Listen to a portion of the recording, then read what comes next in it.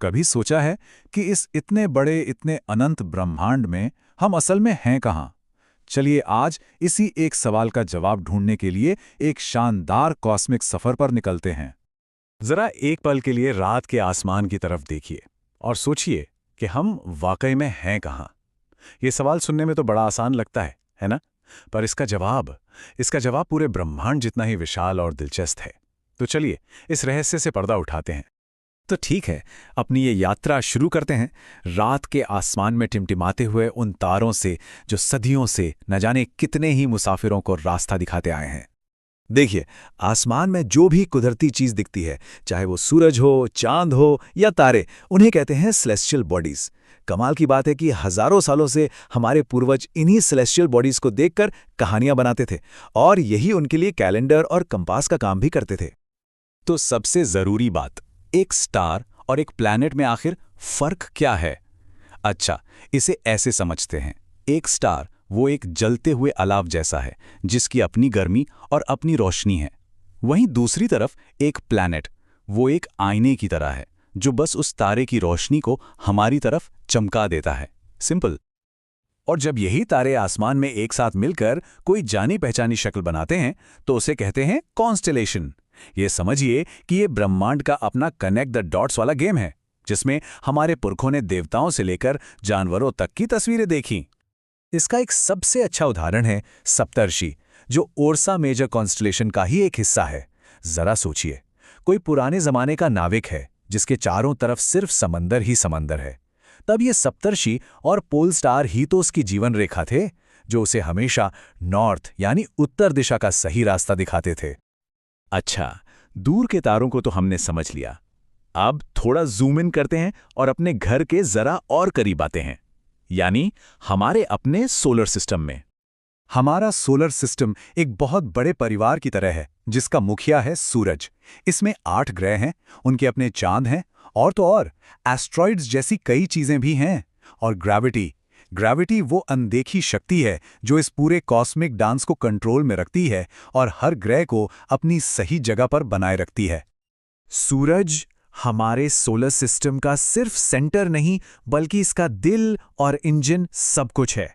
ये आग का वो विशाल गोला है जो पृथ्वी पर मौजूद हर जिंदगी को एनर्जी देता है।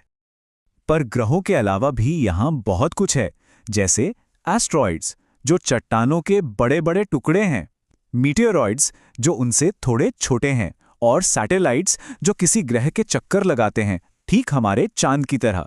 और एक मजेदार बात, कुछ एस्ट्रॉइड्स में तो सोना और प्लैटिनम जैसी कीमती धातुएं भी हो सकती हैं।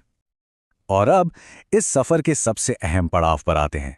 अब हम उस नीले ग्रह पर फोकस करेंगे जिसे हम घर कहते हैं, अर्थ। एक ऐसी जगह जो अब तक की जानकारी में इस पूरे ब्रह्मांड में सबसे अनोखी है। हमारी पृथ्वी सूरज से दूरी के हिसाब से तीसरे नंबर पर है। इसका आकार एकदम गोल नहीं है। ये एक संतरे की तरह है जो ऊपर और नीचे से थोड़ा सा चपटा है। इसी खास आकार को जियोइड कहते हैं और अंतरिक्ष से देखने पर इसके पानी की वजह से ये नीले रंग की दिखती है। इसीलिए इसका निकनेम है द ब्लू प्लैनेट। हमारा चांद पृथ्वी का इकलौता कुदरती सैटेलाइट, उसे पृथ्वी का एक चक्कर पूरा करने में करीब 27 दिन लगते हैं।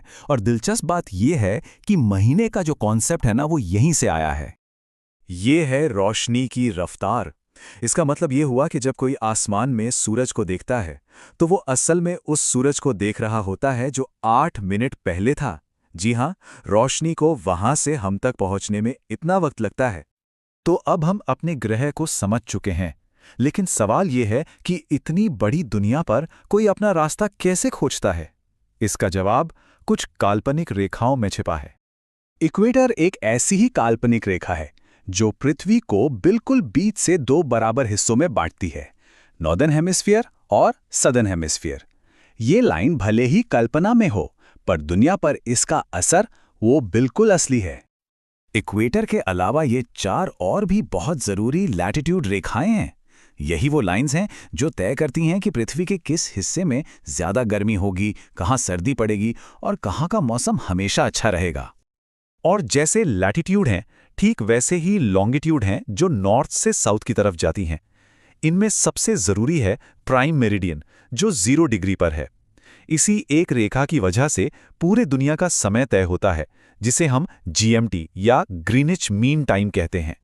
चलिए अब देखते हैं कि लैटिट्यूड की ये काल्पनिक रेखाएं कैसे हमारी दुनिया में अलग-अलग मौसम और तापमान वाले क्षेत्र बनाती हैं, जिन्हें हम कहते हैं द अर्थ्स हीट जोन्स। पृथ्वी पर सूरज की रोशनी किस एंगल से पड़ती है, इसके हिसाब से 3 मेन हीट जोन्स बनते हैं। पहला टॉरेट जोन, जहां सूरज की किरणें सीधी पड़ती हैं और सबसे ज्यादा गर्मी होती है। फिर है टेम्परेट जोन्स, जहां मौसम ना ज्यादा गर्म ना ज्यादा ठंडा रहता है। और आखिर में फ्रिजिड जोन्स, जो पोल्स के पास हैं और हमेशा बर्फीले और ठंडे रहते हैं। हमारे ग्लोब पर खींची ये काल्पनिक रेखाएं हमारी दुनिया की असली जलवायु बनाती हैं। ये बात हमें ये दिखाती है कि कैसे हम इंसानों ने अपनी समझ के लिए जो सिस्टम बनाए हैं वो असल में हमारी दुनिया को आकार देते हैं। इन काल्पनिक रेखाओं ने हमें अपनी दुनिया को समझने और उसमें रास्ता खोजने में मदद की। अब सवाल यह है कि जैसे जैसे हम ब्रह्मांड के और गहरे रहस्यों को जानेंगे, तो उसे समझने के लिए हम आगे क्या बनाएंगे? ये एक ऐसा सवाल है जो हमें खोज जारी रखने के लिए हमेशा प्रेरित करता रहेगा।